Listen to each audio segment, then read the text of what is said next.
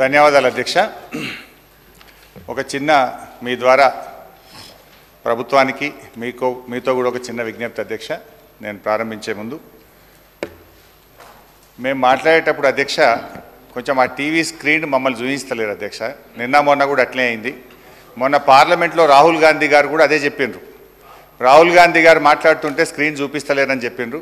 రాహుల్ గాంధీకి వారసులని చెప్పుకునే మీరు కనీసం అట్లాంటి పని చేయకుండా మేము మాట్లాడేటప్పుడు ప్రతిపక్షాన్ని చూపించాలి, అది స్క్రీన్లు తిప్పొద్దని మీ ద్వారా విజ్ఞప్తి అధ్యక్ష. రెండవది అధ్యక్ష, గౌరవ ఉప ముఖ్యమంత్రి గారు చాలా అనుభవజ్ఞులు. ప్రతి సభలో ప్రతిపక్షంలో కూడా 10 ఏళ్ళు ఉన్నారు. మేము మాట్లాడేటప్పుడు ఇంటరప్షన్ చేయకుండా లాస్ట్ టైం బడ్జెట్లు 2023-24 ఇక్కడ నుంచి బట్టి గారు మాట్లాడితే దాదాపు గంట సేపు మాట్లాడారు. ఆర్థిక మంత్రిగా నేను అక్కడ ఉన్నాను. ఒక్కసారి కూడా మా మంత్రులు కానీ నేను కానీ లేవలేదు, ఒక్క నిమిషం కూడా డిస్టర్బ్ చేయలేదు.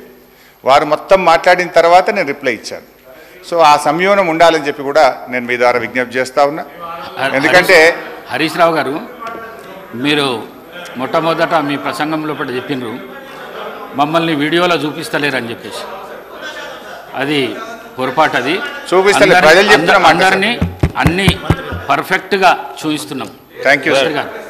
నేను సీనియర్ శాసనసభ్యులు హరీష్ రావు గారి ప్రతి మాటను కూడా గౌరవిస్తాం అధ్యక్ష. ఎందుకంటే వారు కూడా లెజిస్లేటివ్ మంత్రిగా కూడా పనిచేశారు, ఫైనాన్స్ మినిస్టర్గా పనిచేశారు. మేము ఈరోజు మరి ఆ రాహుల్ గాంధీ గారి ప్రస్తావన తీసుకొచ్చారు. రాహుల్ గాంధీ గారిని ఎన్నిసార్లు చూపెడుతున్నారో దానికంటే 10 రెట్లు ఎక్కువ సార్లు ఈరోజు న్యాయపరంగా వారు కరెక్ట్గా మాట్లాడితే, సందర్భాన్ని పురస్కరించుకొని మాట్లాడితే ఇంకో 10 సార్లు కూడా చూపెట్టడానికి మీ అనుమతి ద్వారా ఏదంటే మీ కార్యాలయం నుంచి చూపెడతారని మాకు గొప్ప నమ్మకము. రెండవది, వాస్తవాలు మాట్లాడారు సార్. అప్పుడు బట్టి గారు కూడా వాస్తవాలు మాట్లాడారు కనుకనే ఏ డిస్టర్బెన్స్ లేకుండే మీ దగ్గర నుంచి కూడా.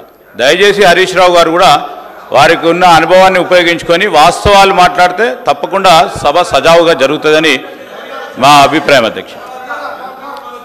Please running please